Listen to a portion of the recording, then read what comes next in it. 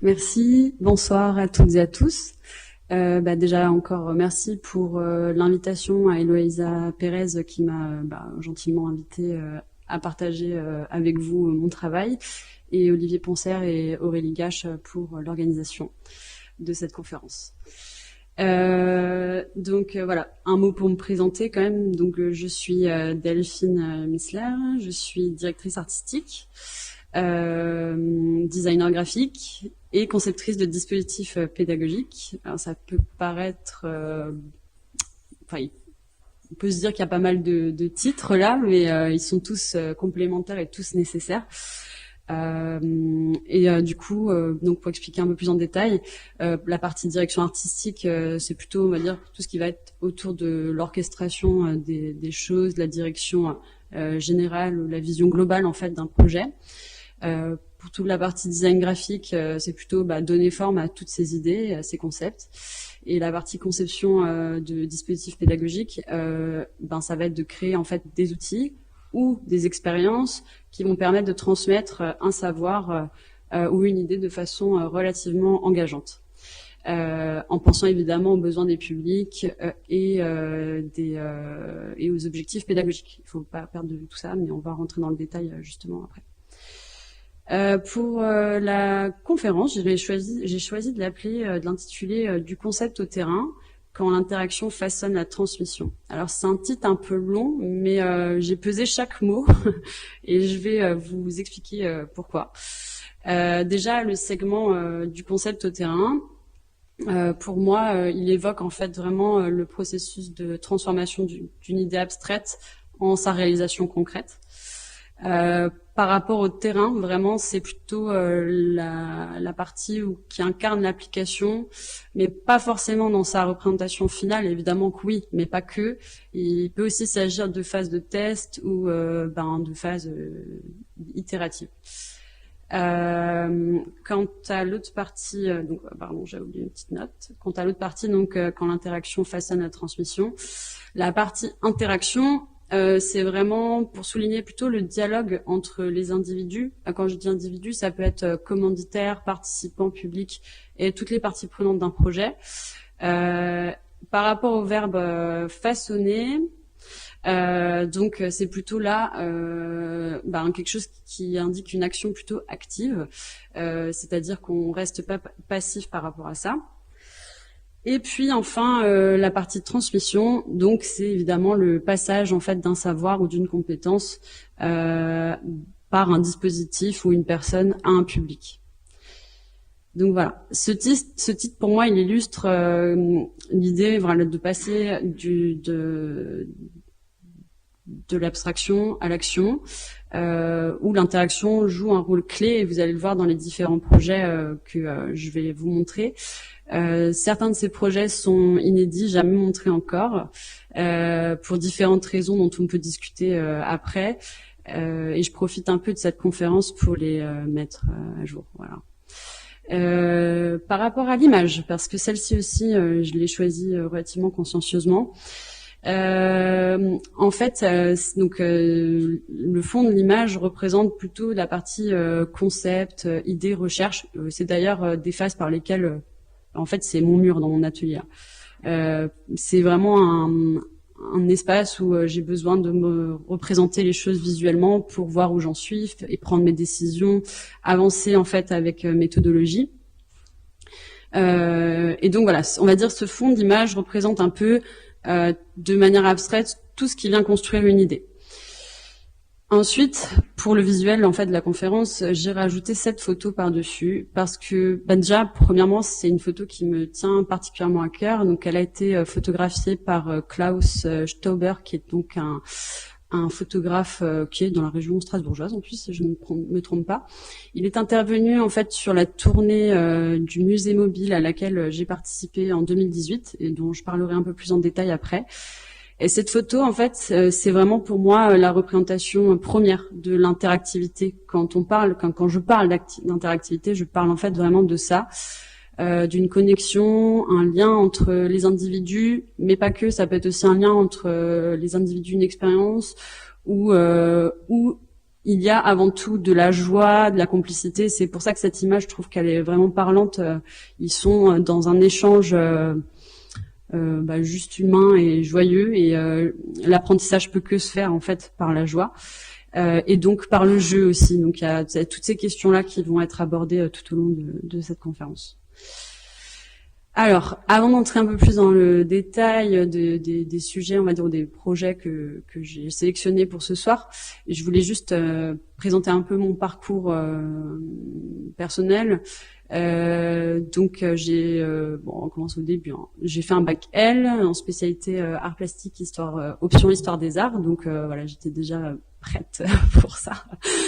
Et après, j'ai décidé de partir pendant 1 an aux États-Unis où j'ai appris la langue. Et puis au retour, j'ai fait une mise à niveau en art appliqué à l'ISA, qui est du coup à Strasbourg ici. Je me suis préparée, j'ai fait qu'1 an parce que je voulais juste, c'était vraiment dans le but de me préparer au concours puisque j'avais loupé en fait toutes les phases, si vous voulez, post-bac et compagnie. Et c'était vraiment dans l'idée de me préparer au concours des grandes écoles d'art et voilà. Et donc moi j'étais initialement orientée vers le design objet à la base. Et donc j'ai été acceptée dans deux ESSAD et j'ai choisi de poursuivre en fait mes études à l'ESSAD d'Orléans. Donc, il y a la première année qui est tronc commun, et donc là, à ce moment-là, j'ai rencontré le design graphique que je connaissais absolument pas. Et finalement, je crois que j'ai eu un attrait, on va dire, pour la capacité qu'avait cette discipline à pouvoir apprendre, à pouvoir transmettre. C'était vraiment quelque chose pour moi qui m'a marqué immédiatement. Voilà, pendant les 3 premières années, j'ai construit juste la culture visuelle et j'ai passé mon DNAP en 2015. Et puis à partir du master, c'est là que vraiment toutes ces questions-là, elles ont émergé. J'ai vraiment fait un focus sur la transmission et en quoi en fait le design graphique pouvait vraiment servir de moyen, on va dire, d'outils pour transmettre, voilà. Et donc voilà, j'ai eu le soutien de tuteurs, dont Ludovic Duhem qui est assis présent dans la salle puisque maintenant il enseigne ici à la IR. Et pour la partie graphisme et didactique, c'était Uli Messenheimer. Voilà, donc mon diplôme en fait m'a apporté vers des questions voilà qui m'ont toujours qui m'ont vraiment intéressé sur, on va dire, plutôt des histoires de contexte, des histoires de public ciblé, des histoires de méthodologie structurée, en prenant en compte des ajustements progressifs, etc. Donc là, c'était vraiment tout ce que j'ai appris en fait là-bas, je m'efforce à le faire systématiquement dans chacun des projets que je vais vous présenter. Donc voilà. Donc on va commencer par donc le MUMO. En fait, directement en sortant des études, j'ai eu la chance de pouvoir participer à la tournée Grand Est. Ça tombe bien du coup, parce que il passe que de région en région. Donc si vous voulez, il y en avait qu'un. Maintenant, il y en a un deuxième. Mais donc voilà, donc ce dispositif mobile, parce que donc c'est un musée dans un camion, il a été fondé par Ingrid Brochard, et en gros cette idée du MUMO, c'est né d'un désir de partager, de démocratiser la culture et de rendre surtout accessible l'art contemporain à des sites qui sont éloignés géographiquement, économiquement et même socialement des musées. Donc en fait avant c'était un conteneur, la première version, parce que là il s'agit en fait du MUMO 2. La première version en fait du MUMO, c'était vraiment un conteneur qui a circulé principalement en Afrique en plus. Celui-ci il a été designé par Nathalie Crasset, que vous devez sans doute connaître. Cette exposition qui s'appelait Trésor commun, elle a été imaginée par les 3 FRAC du Grand Est. Donc vous avez le FRAC Alsace, le FRAC Champagne-Ardenne et le 49 Nord 6 Est qui est donc le FRAC Lorraine. Pour mes missions au MUMO, en fait, c'était donc d'établir les parcours d'exposition. Ensuite de créer la médiation culturelle autour. de concevoir des ateliers à chaque fin de visite avec les groupes. Il fallait s'occuper de la conservation des œuvres et il fallait faire le lien avec la presse. Alors pour vous montrer un peu à quoi ça ressemble à l'intérieur, c'est très beau pour un camion. Et donc les parties, si vous voulez, où il y a les rails, ça se plie et ça se rétrécit parce que comme ça, en l'état, il pourrait pas en fait rouler, il est beaucoup trop grand. Il se déploie, si vous voulez, avec une espèce de télécommande.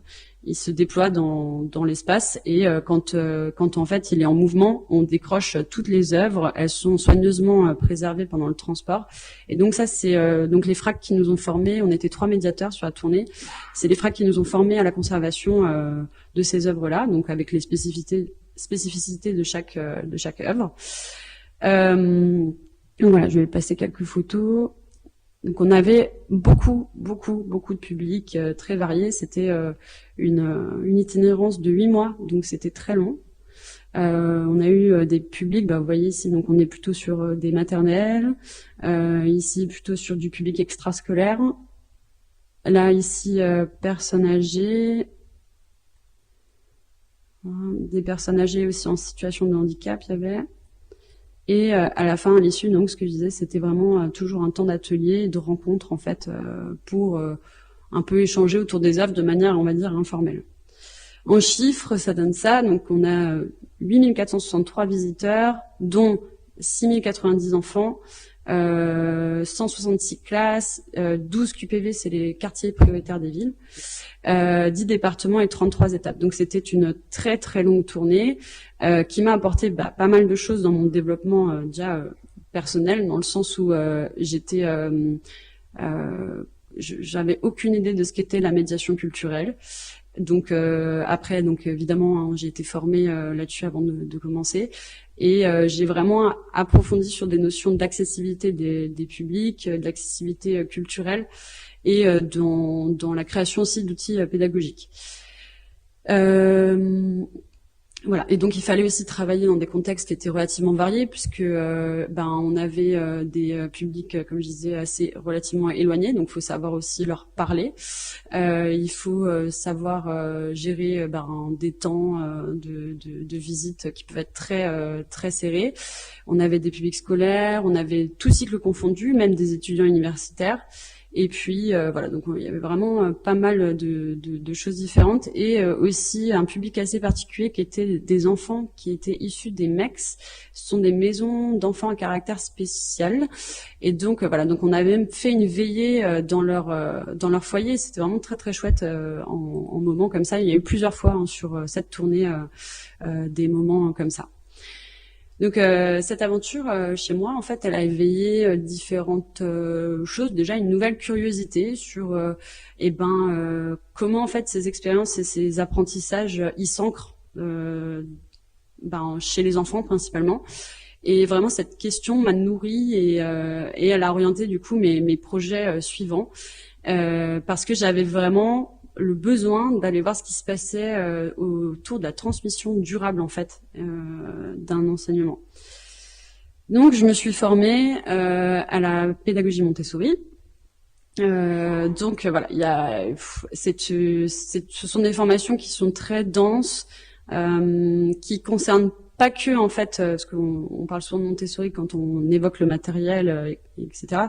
Là, c'est vraiment une attitude aussi envers l'enfant. Donc déjà comment l'adulte il se comporte vis-à-vis de l'enfant.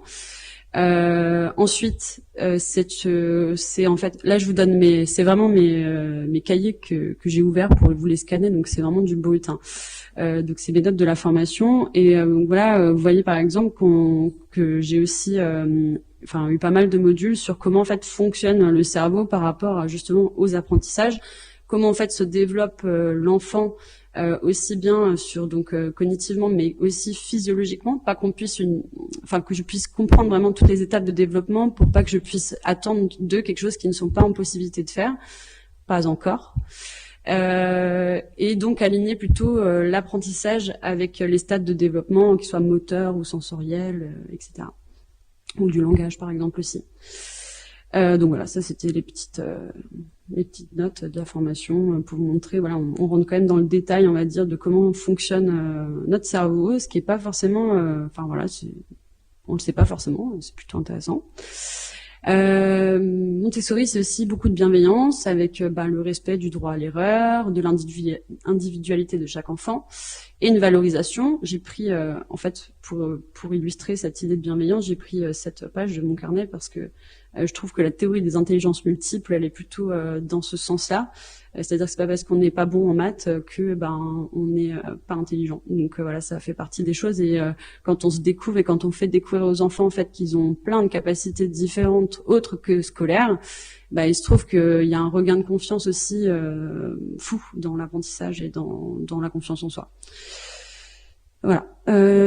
Donc, il y a aussi tout ce qui va être évidemment autour du matériel, puisque le matériel Montessori est très très très dense, et il y a un protocole assez précis sur comment on utilise ces différents outils. Voilà, donc là c'est que les maths, mais je vous laisse imaginer, il y a pareil pour le français, la géométrie, etc. Voilà, je passe un peu vite, pardon. Donc, alors, j'ai poussé un peu l'expérience un peu plus loin que juste la formation. Je suis devenue éducatrice à Montessori pendant presque 3 ans, donc un peu plus de 2 ans, pour mettre en pratique un peu ce que j'avais appris en formation, parce que c'est très dense comme formation et sans application, ça reste complètement abstrait. Et moi, mon idée, c'était vraiment de voir comment s'ancraient les apprentissages sur du long terme. Donc j'avais aussi besoin de cette expérience-là et d'être aussi dans un cadre scolaire et vraiment quotidien, de voir le développement des enfants, etc. Et donc oui, c'était assez, c'était vraiment intéressant comme expérience. Il y a eu un enrichissement personnel fou aussi autour juste de l'observation, parce qu'en plus avec cette pédagogie-là, on intervient très peu. C'est une pédagogie qui se veut non interventionniste et donc on observe beaucoup les enfants et de rester en retrait, ça permet en fait d'observer plein de choses. Et donc voilà, il y a eu, j'ai appris aussi à leur faire confiance, à gérer des groupes. Donc ça c'est quand même pas mal par rapport à ce que je fais également maintenant. Et puis après ça, j'ai eu aussi envie et besoin de retourner au design, parce que c'est ça en fait, c'est là où bat mon cœur en premier.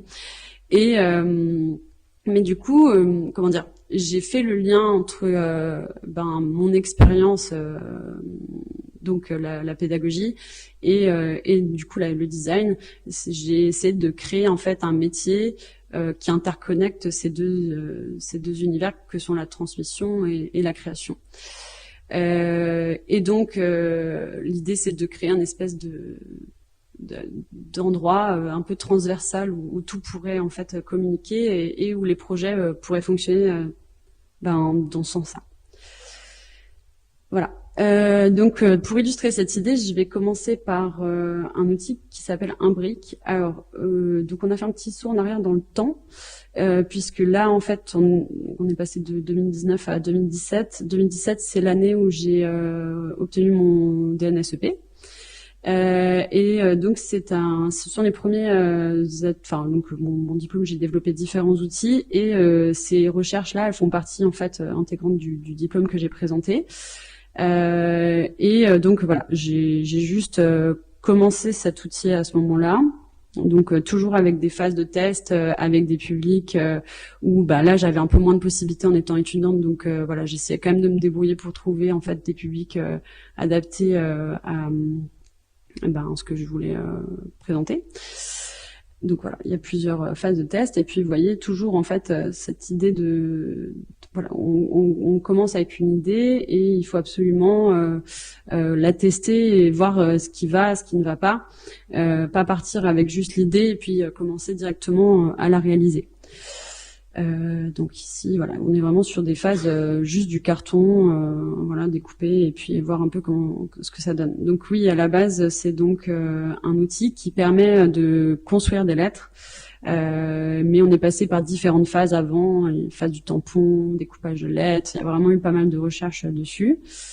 Une première version en fait que j'ai faite en en bois, MDF, voilà, mais qui du coup dans cette version-là me convenait pas parce que en ayant fait d'autres ateliers derrière, il se trouve que le côté opaque du matériau fonctionnait pas du tout en fait.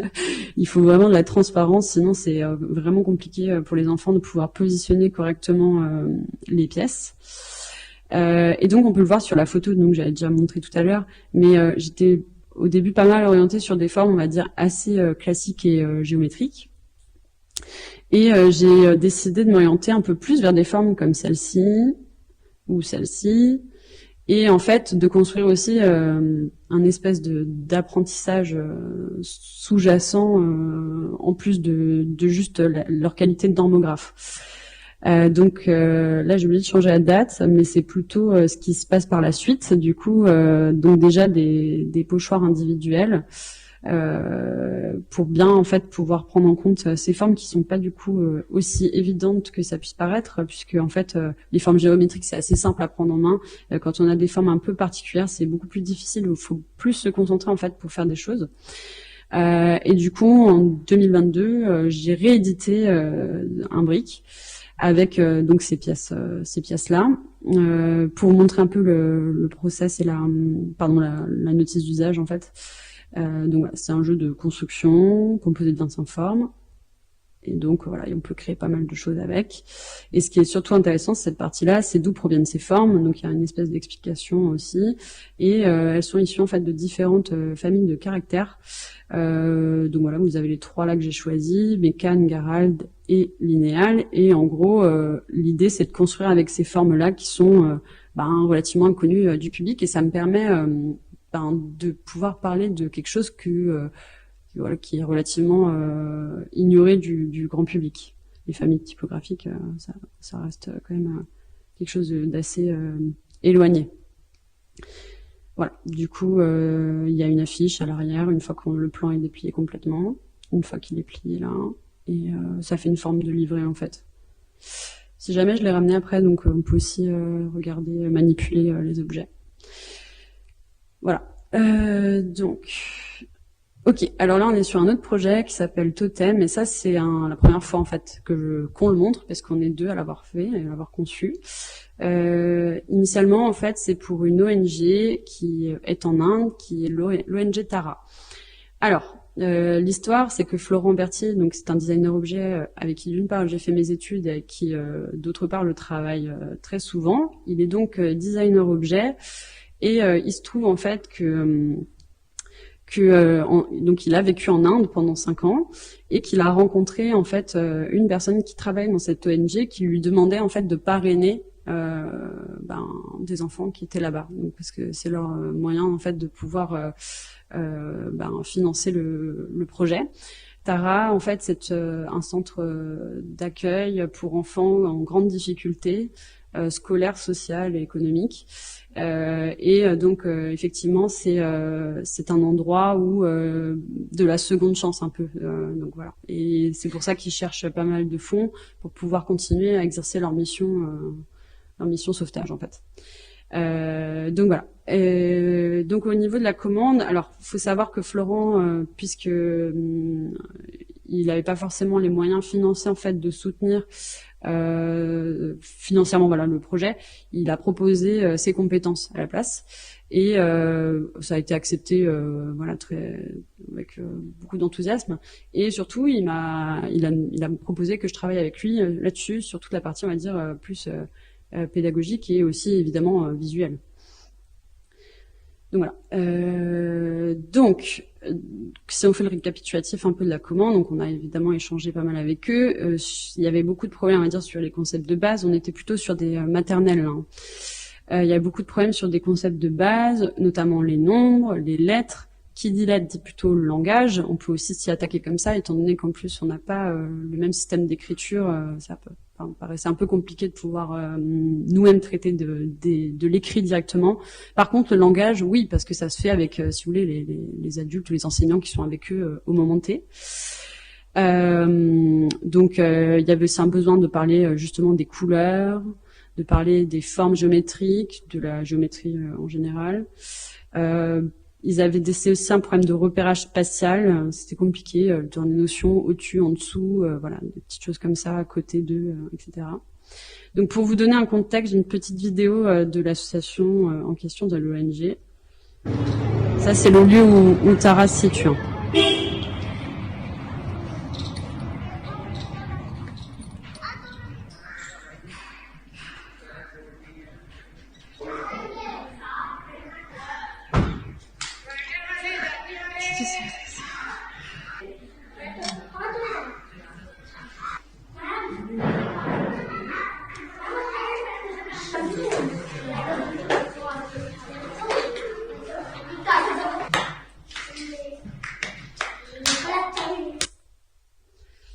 Voilà.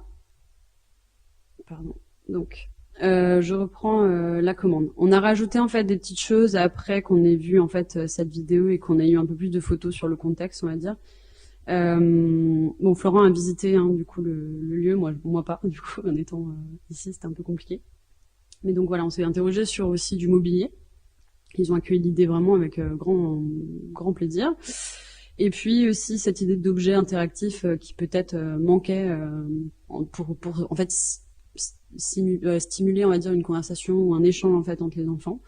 On les voit beaucoup avec leurs cahiers, et voilà, il manque un peu d'objets en fait dans leur salle de classe.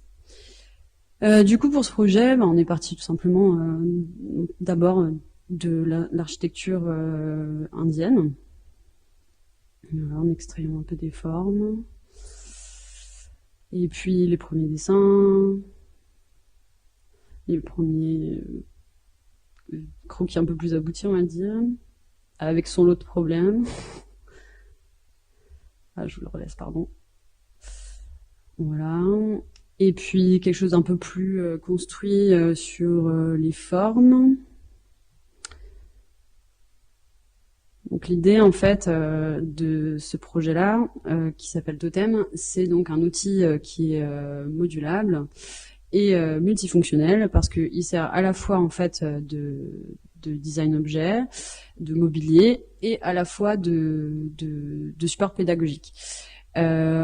En gros, l'idée c'est qu'on assemble donc ces différents éléments, ils peuvent être répartis dans l'espace. Donc déjà ils peuvent servir d'assise ou de support en fait sur lequel on peut écrire, parce que je vous expliquerai en fait la matière après avec lequel ils sont supposés être conçus. Je dis supposé parce qu'en fait il est toujours pas terminé ce projet. C'est vu que on le fait en nous et qu'il n'y a pas vraiment de commande derrière. Si vous voulez, on fait ça qu'avec notre temps personnel et donc voilà, donc ça peut paraître, ça peut prendre du temps du coup. Et donc voilà. Et on a donc effectivement tout un tas d'usages autres que juste du mobilier. L'idée donc, j'ai construit différents usages en fait qu'on pourrait ou dans lesquels on pourrait utiliser ces pièces. Déjà en fait, par exemple, le repérage spatial, on construit des structures en fait en version miniature ou alors avec des cartes, et il s'agit en fait de les remettre dans le bon ordre pour pouvoir en fait avoir cette attention des détails, de l'ordre, du sens. Donc voilà, il y a quand même quelque chose qui se joue là. Ensuite, il y a un apprentissage qu'on appelle la discrimination formelle. Donc, c'est les acquis de l'éducation nationale. Donc, c'est la reconnaissance et identification des formes, tout simplement. Au niveau du vocabulaire, tout simplement, on peut aborder des concepts spatiaux, donc comme je disais tout à l'heure, à côté d'eux, en dessous d'eux, etc.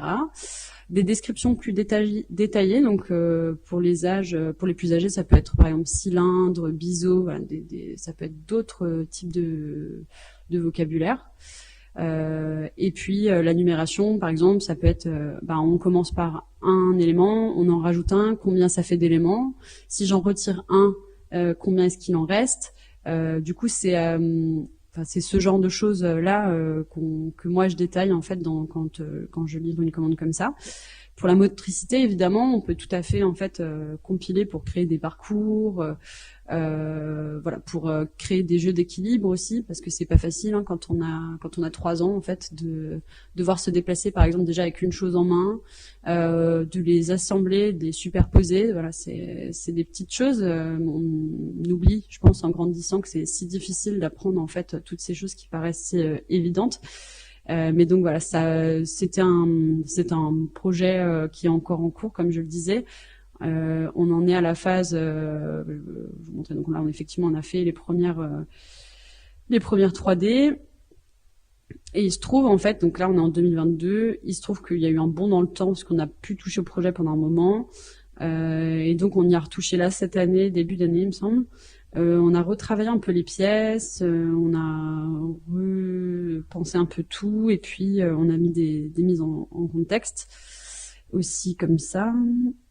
Et là pour la matière, donc ça c'est plutôt celle-là dont on parle, il avait rajouté une vidéo en plus pour pouvoir montrer de quoi il était question.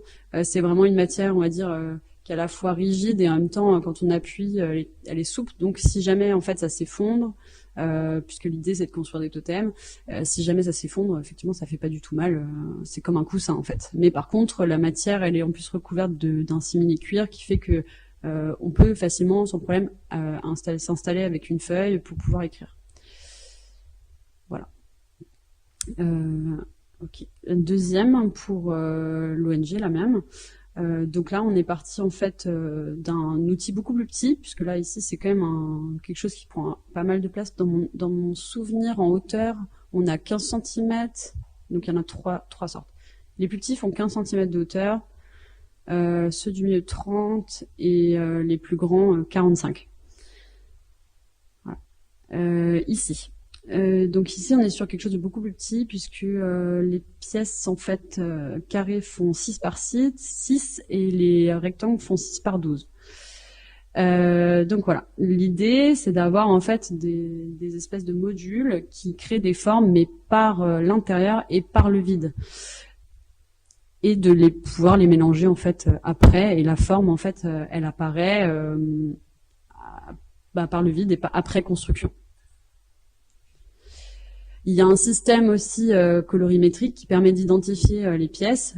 C'est très utile en fait pour les enfants qui ont du mal à repérer les formes, tout simplement. Ils peuvent en fait s'aider de la couleur. Dans l'idée, il y aurait une deuxième étape où toutes les cartes, donc là c'est des cartes en fait de construction, hein, donc on se remet, c'est pour des petites sections maternelles, des moyennes sections maternelles. Donc c'est vraiment, ça fait partie des acquis qui sont attendus, par exemple en France également, de pouvoir reconnaître à partir d'une carte et de pouvoir reconstruire à l'identique quelque chose. Donc voilà, et l'idée c'est d'instaurer, si vous voulez, des niveaux. À partir du moment où on a un outil, c'est essayer de commencer par quelque chose qui est facile, on va dire, entre guillemets, qui met surtout pas en difficulté les enfants. Et puis on augmente le niveau. Le deuxième niveau, ça serait par exemple de passer en monochrome toutes ces cartes. Donc il n'y a plus d'aide à la couleur, il faut juste faire attention en fait aux formes qu'on dispose. Et là en fait on atteint encore un autre niveau de difficulté. Donc là on est aussi en 2022, c'est les premières 3D également, vous voyez un peu l'objet en 3D. Et il se trouve que du coup, celui-ci, on a pu le prototyper parce qu'en effet, il est beaucoup moins conséquent pour nos budgets aussi à financer, puisque c'est que de l'autofinancement hein, là.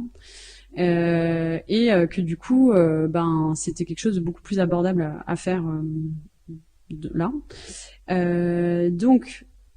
Avant ça, on fait toujours donc des maquettes en blanc. Là, le prototype, il est en bois neutre, donc il n'y a pas de couleur, il n'y a pas d'aide à la couleur, et j'ai dû m'adapter, si vous voulez. Avec les cartes pour pouvoir parler, avoir des modèles, mais sans avoir l'aide colorimétrique. Donc voilà, c'est parti donc dans les classes, et j'ai Olivier, t'es parti avec le micro mobile, je sais pas.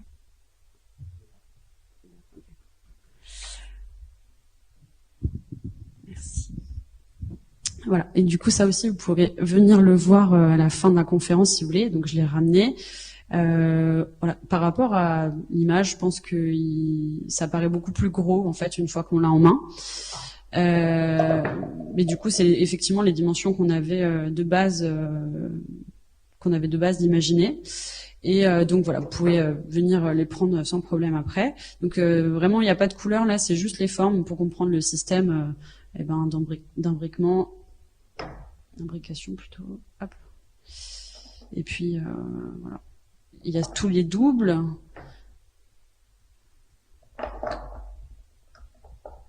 Je prends une grande pièce aussi. Voilà, tac.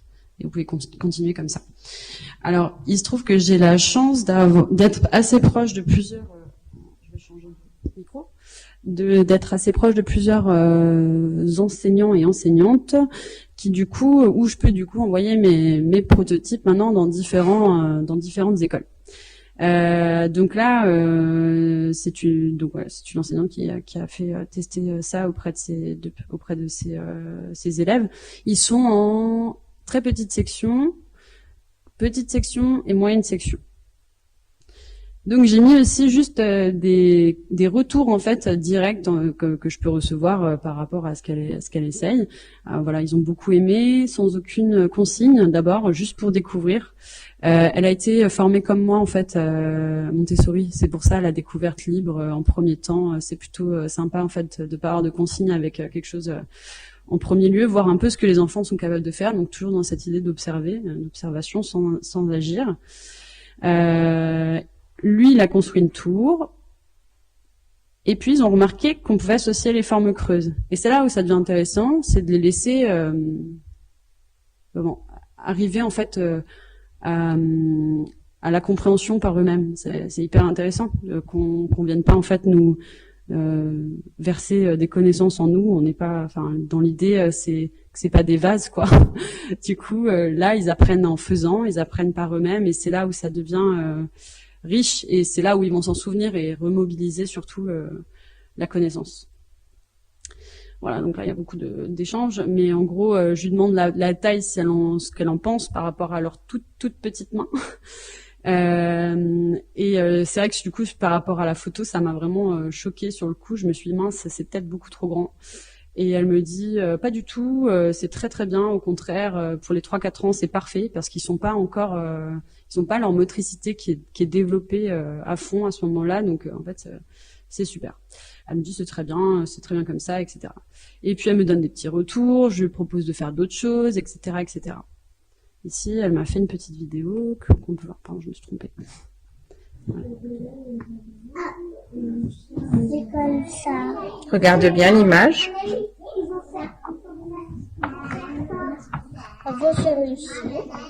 C'est pas comme ça, Léopold. C'est comme ça? Oui. On fait un autre comme ça.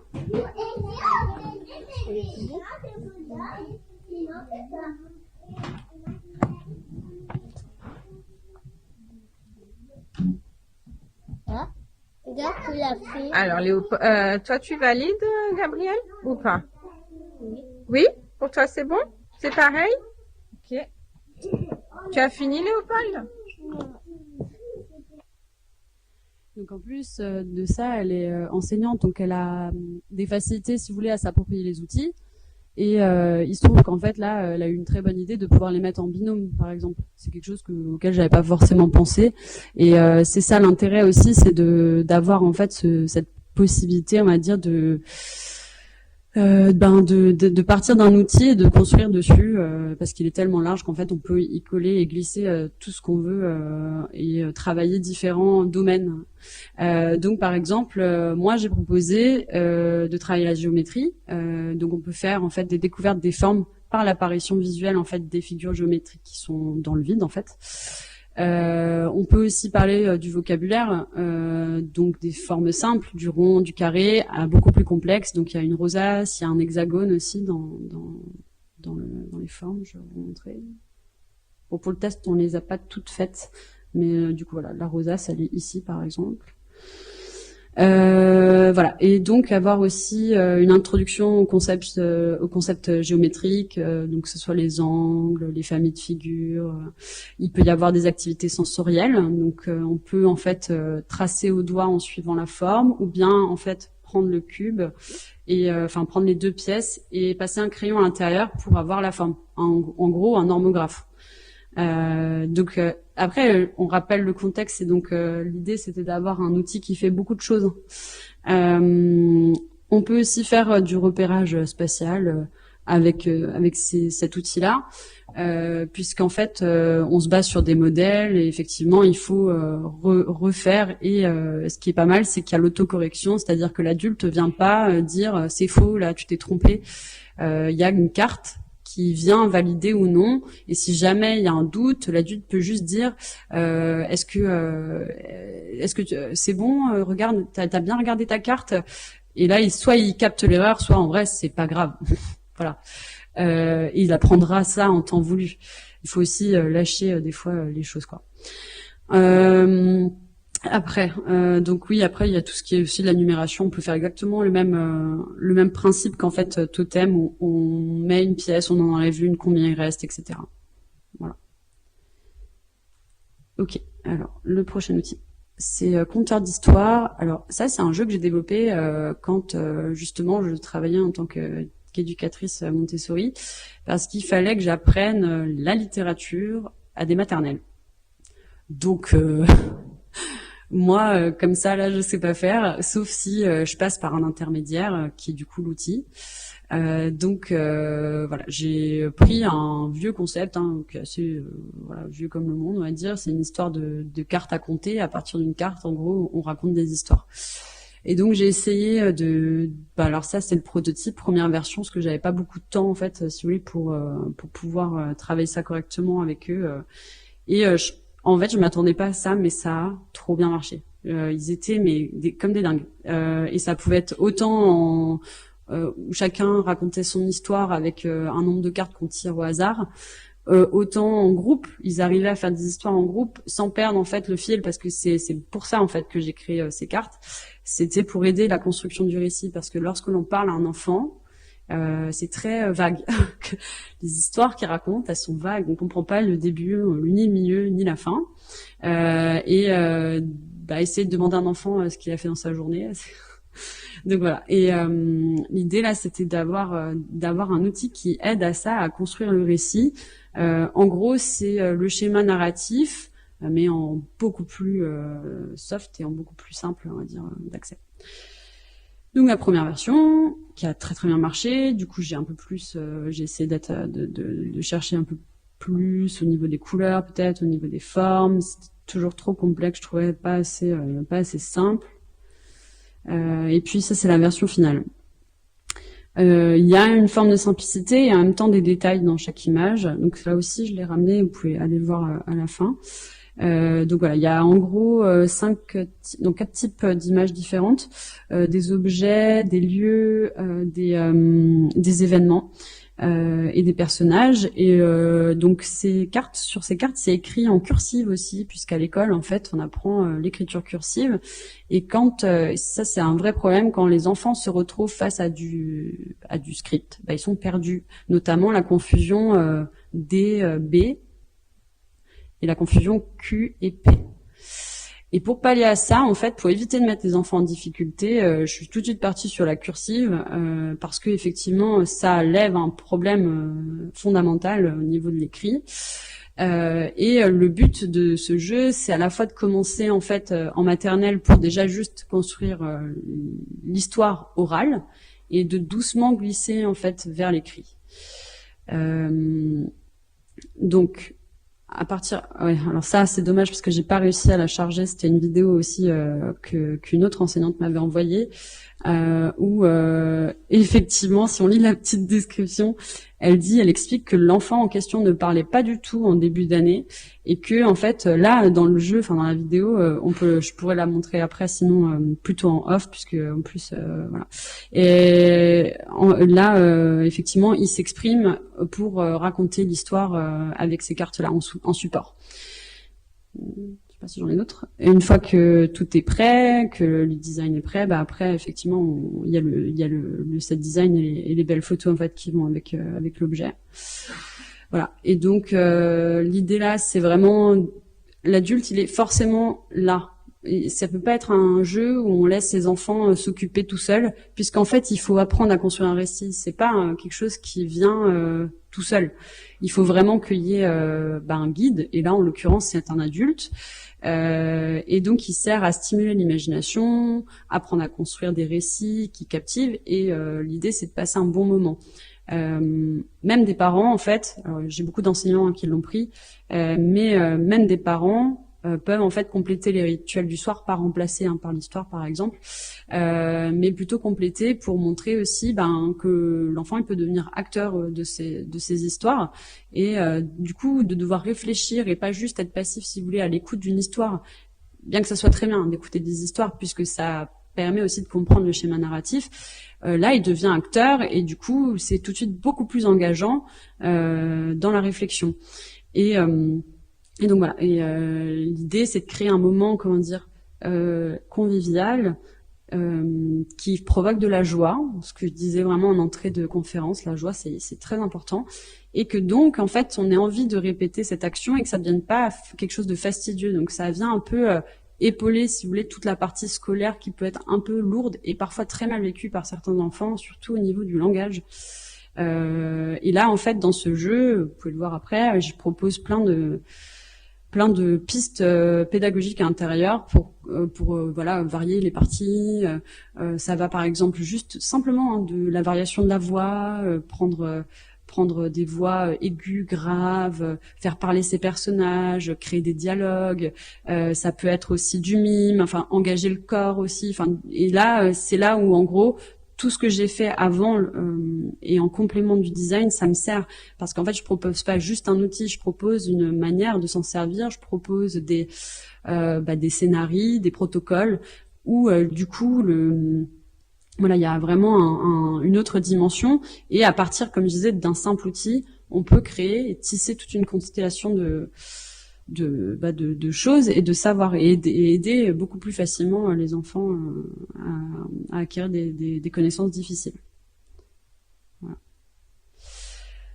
Donc, encore deux. Donc ici c'est le Préac, donc c'est un pôle de ressources pour l'EAC, c'est l'éducation artistique et culturelle.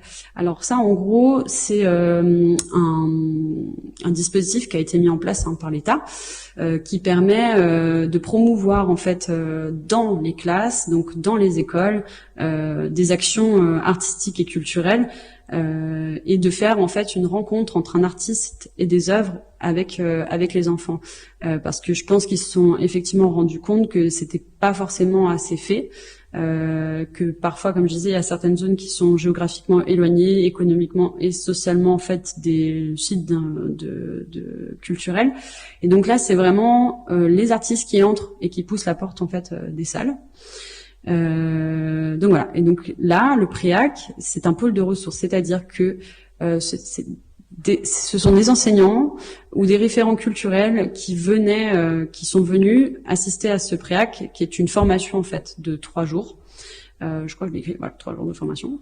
Donc ils viennent pour y trouver des ressources, pour savoir en fait comment ils peuvent aborder des concepts pas forcément simples avec leur public, sachant qu'ils ne sont pas spécialistes. Ils viennent y trouver du matériel, des ressources pédagogiques, une analyse aussi des œuvres, une possibilité pour faire après des ateliers créatifs chez eux en lien avec justement l'œuvre. Et donc voilà, dans ce cadre-là, moi je devais leur faire une formation. Et donc c'était une commande du CIN et c'était aussi organisé par donc la DRAC et la DSDEN. Voilà. Et donc l'idée là, c'était de partir sur l'exposition annuelle du CIN, qui est les petits spécimens. Donc je sais pas si vous connaissez, mais c'est la partie à l'étage en fait au CIN. C'est une exposition à destination du jeune public, tout simplement, une fois par an. Et cette année, c'était Bastien Contraire qui la menait. C'est un illustrateur jeunesse. J'ai mis quelques visuels à lui après, donc vous pourrez voir ce qu'il fait exactement. Et donc voilà, il fallait former autour de l'illustration jeunesse et de son exposition, donc donner en fait des outils pour aborder ça avec leur public. Et donc les œuvres de Bastien, donc plutôt des ouvrages, voilà, en intérieur. Donc ça c'est la double page intérieure. Un autre livre ici. Alors, en gros, j'ai essayé, en partant sur quelques ouvrages qu'il a fait, de chercher, on va dire, donc ça c'est vraiment de la méthodologie de travail, de chercher des points en fait sur lesquels je me raccroche en étudiant voilà ce qu'il propose à travers ses livres. Donc il y a une idée aussi de forme géométrique, transparence, pochoir, de jeu forcément, de modules, de multiples, d'uniques, il y a quelque chose qui joue comme ça, et puis beaucoup autour du langage, et ça forme un vrai dialogue en fait entre la forme et le texte. Donc pour proposer quelque chose assez varié sur 3 jours aussi, j'ai établi une sorte de protocole. Donc je choisissais systématiquement un aspect de la langue française, donc ça pouvait être une expression, une formulation comme les contrepétries ou le virelangue, et après un principe plastique donc emprunté à Bastien Contraire, ça peut être des pochoirs, la superposition, etc. Des ouvrages de référence et un moyen en fait de démonstration en exposant après le résultat. Donc ça, c'était vraiment le protocole que je m'étais fixé pour répondre à la commande. Donc on retrouve cette fameuse photo qui vient de là en fait. C'est ma fin d'entonnoir, parce qu'avant ça ressemble pas à ça. Ça part dans tous les sens et puis il y en a partout. Et on va dire c'est ce qui reste à ce moment-là pour m'orienter. Et donc voilà, il y avait différentes choses sur la langue française. On aurait pu parler des homonymes, de la classification. Il y a le calembour aussi. Donc j'ai fait des choix par rapport aussi aux moyens graphiques. Et puis en fait après, donc là c'est ce que pour l'explication en gros ce que j'avais fourni au signe. Donc là je vous montre vraiment le sous-projet on va dire. Donc on se rend compte ici là, hop, du protocole, il est juste ici là. Et donc avec la référence, le dispositif de démonstration à la fin, les objectifs, protocole de création et en gros une espèce de prototype de principe rapide avant de commencer à faire, on va dire. C'était juste avant de validation. Parce que dans l'idée, évidemment qu'on propose quelque chose, mais donc il y a des allers-retours et c'est aussi là que se passe l'interaction. Donc voilà, après ça donne ça, on finit, donc c'est autre chose. Donc là c'est les participants qui ont assisté à la conférence qui ont produit ça. Voilà. C'est pas mal. Voilà aussi une autre. Là on est plus sur de la classification. L'idée c'était donc on a une thématique et on doit fabriquer des objets. De cette thématique, mais en glissant un intrus. C'est parce que ça fait du coup sens avec un des ouvrages de Bastien Contraire. Donc l'édition finale. Voilà.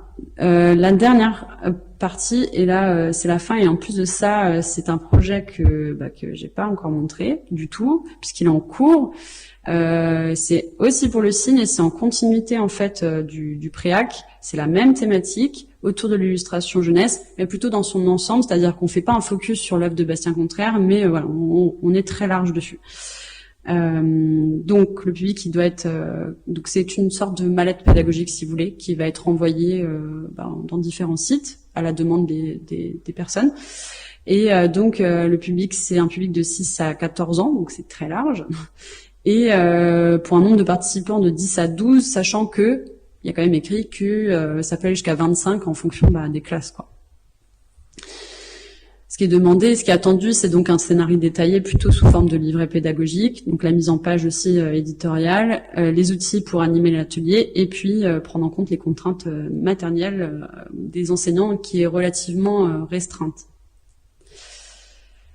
Encore une fois, il faut favoriser la rencontre avec les œuvres. Donc ça, c'est vraiment les piliers de l'EAC. Familiariser ludiquement le design graphique et prendre du plaisir, toujours aussi important. Favoriser l'expérimentation. Donc ça, c'est des images qu'ils ont même pas encore vues, parce que j'ai rendez-vous avec eux la semaine prochaine. Donc voilà, on les a vraiment en avant-première. Donc pour le dessin de la boîte, parce que j'avais une idée assez précise de ce que je voulais, j'ai de nouveau travaillé donc avec le designer Florent Berthier. Et donc cette mallette, elle se divise en 4 pôles, autour des couleurs, autour des lignes, autour des formes et autour de la composition. Quand on ouvre la mallette, donc on voit apparaître les ouvrages de référence qui se situent ici et le livret pédagogique qui est bien mis en évidence là. Une première planche en fait où on a tous les exemples, parce qu'en fait pour pas laisser les enseignants dépourvus, je mets toujours des exemples en fait pour qu'ils aient vraiment l'idée de ce à quoi ça doit ressembler. La planche s'enlève et en dessous, si vous voulez, il y a tous les outils. Voilà. Si on retourne l'objet, et ça c'est une idée de Florent, c'est que en fait on peut se servir des éléments pour exposer. Donc ici, et y compris cette planche amovible qu'on pourrait très bien imaginer mettre à la verticale en fait. Pour le transport, donc c'est pas 4 mallettes qui partent à un seul endroit, parce qu'en fait elles sont tellement denses et complètes que vraiment il leur faudrait un bout de temps pour pouvoir arriver au bout. C'est qu'en fait les 4 sont dispersables. Et donc, elles peuvent être portées par une sangle en fait qui est rajoutée, parce qu'en fait c'est assez lourd, c'est du bois du coup. Et bon, pour faciliter le déplacement, il y a une sangle en fait qui vient aider en fait. Ici pour plutôt la direction artistique du projet. Et là pour tout ce qui va être partie didactique à l'intérieur, pour expliquer bien chaque étape avec tous les outils.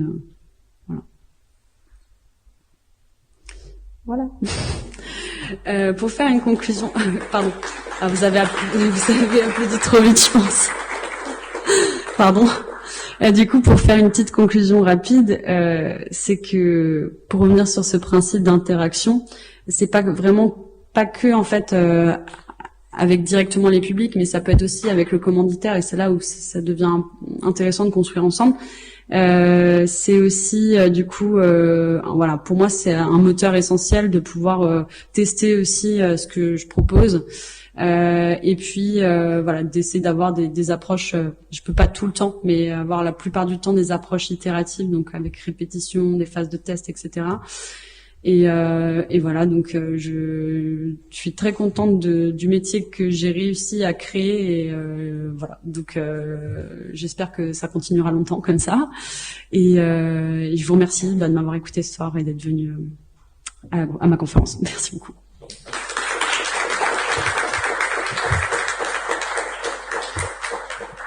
Qu'est-ce que... Ah oui, là. Si, je sais pas, est-ce que vous avez des questions? Ah ouais, forcément. Merci pour ta conférence. Tu travailles beaucoup avec des jeunes enfants, voire des très jeunes enfants. Si jamais tu devais travailler avec un public un peu plus âgé, avec des étudiants, même avec des adultes, qu'est-ce que tu changerais à ton approche? Qu'est-ce que tu garderais? Comment tu fonctionnerais? Je pense que ça dépend en fait qui est le commanditaire. Je pense que j'en demanderais beaucoup en fait sur si c'est pas un public dont j'ai la maîtrise, parce que je pense que moi je m'arrête à peu près au niveau fin du collège. Si c'est un public dont j'ai moins la maîtrise, alors dans ce cas oui, je demanderais beaucoup d'avis et d'aide, et surtout je construirais davantage de phases de test pour être sûr que ça fonctionne avec un petit groupe en gros de l'âge concerné. Mais ouais, toujours en fait c'est pas parce qu'on maîtrise pas quelque chose qu'on peut pas le faire. C'est juste que du coup, il faut un peu plus de jalons pour tester en fait, et être sûr que c'est pertinent, et d'avoir encore plus du coup d'échanges avec le commanditaire pour être sûr que ça corresponde bien à ce dont ils imaginaient quoi. Merci encore. Bonne soirée. Merci.